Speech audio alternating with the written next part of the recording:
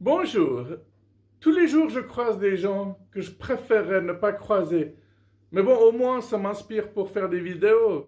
Tu sais, des fois, tu croises des personnes, tu leur dis bonjour, ils te répondent pas, mais tu les recroises un peu plus loin.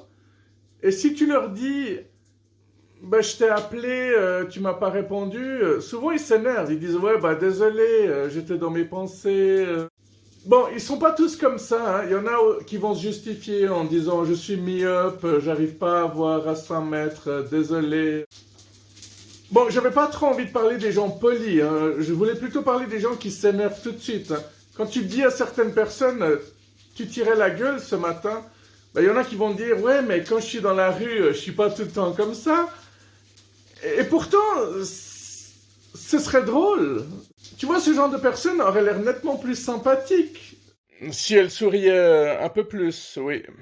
Que ce soit dans la rue ou ailleurs. Plutôt que de dire je vais pas sourire quand je suis tout seul dans la rue, j'aurais l'air conne. Mais là, t'as déjà l'air conne. Enfin, t'as pas l'air plus intelligent parce que tu souris pas, hein. Ouais, attention, les féministes gauchistes vont arriver. Ah, qu'elles viennent, hein. Franchement, depuis le temps, on les attend de pied ferme. L'amour est en train de s'effacer et parfois il est carrément prisonnier.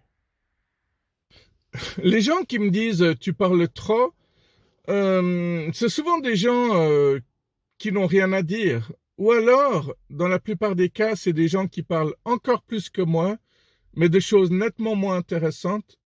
Et puis, dans le premier cas, c'est normal que rien de ce que je vais dire ne va les intéresser, vu qu'ils n'ont rien à dire. Ouais, on va plutôt dire qu'ils sont incapables d'écouter correctement. Alors, ce n'est pas parce qu'on n'a rien à dire qu'on n'a rien à penser, mais on sait aussi que la pensée de certaines personnes n'est composée que de merde. J'ai connu un patron qui avait dit ça à son apprenti pendant que moi j'étais en stage dans un magasin de vêtements. Il lui avait dit tu penses beaucoup, mais la plupart de tes pensées, c'est que de la merde. C'est charmant. Sympa, t'as envie de travailler pour ce genre de personnes. Il y a de la glace pointue qui se forme à certains endroits. Et c'est comme ça qu'on retrouve l'arme du crime. J'ai jamais compris ces phrases comme fais comme chez toi, faites comme chez vous. Non, parce que généralement, les gens ils disent ça pendant qu'ils s'éclipsent. Et si quand ils reviennent, ils voient que t'es tout nu et que t'as vidé le frigo, bah, ils vont mal le prendre en général. Combien de personnes se font virer, mais continuent de se lever tous les jours, d'aller à l'extérieur et de faire croire qu'ils travaillent toujours, ou alors qu'ils vont toujours à leur cours, ou... C'est quand même fou le degré d'embarras, de crainte qu'on peut atteindre parfois. Bah, une fois de plus, on a peur de décevoir, du coup, on a aussi peur d'être jugé et de passer pour une merde.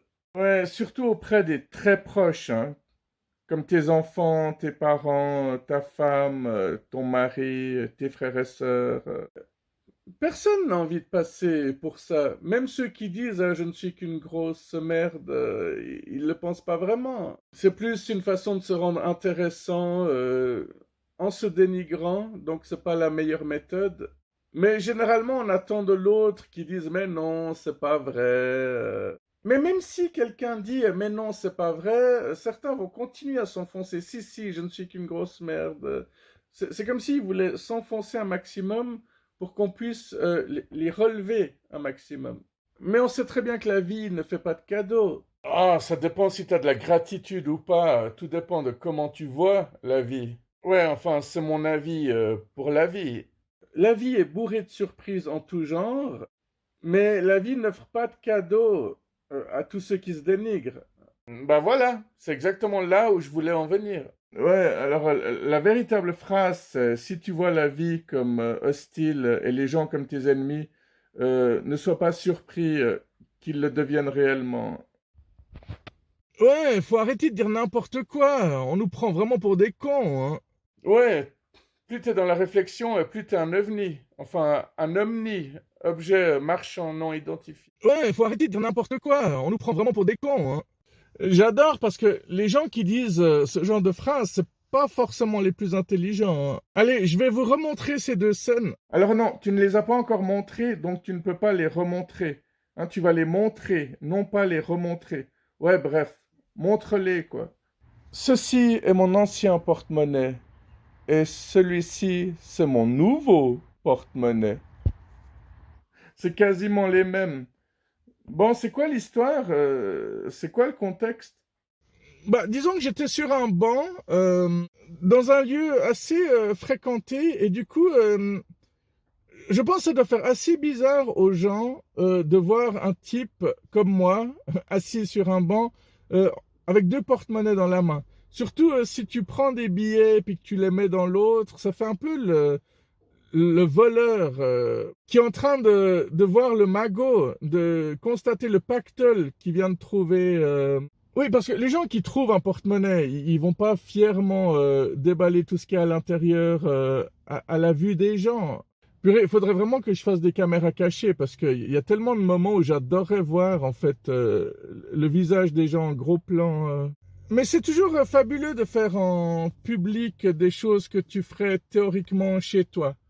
Ouais, non, peut-être pas toujours, mais on va dire 80% du temps. Non, sérieusement, t'imagines comme le monde déconnerait si tout ce qu'on ose faire chez soi, on le faisait à l'extérieur? Ce serait... Ouais, je trouve pas le mot. Ce serait génial. Franchement, ce serait excellent.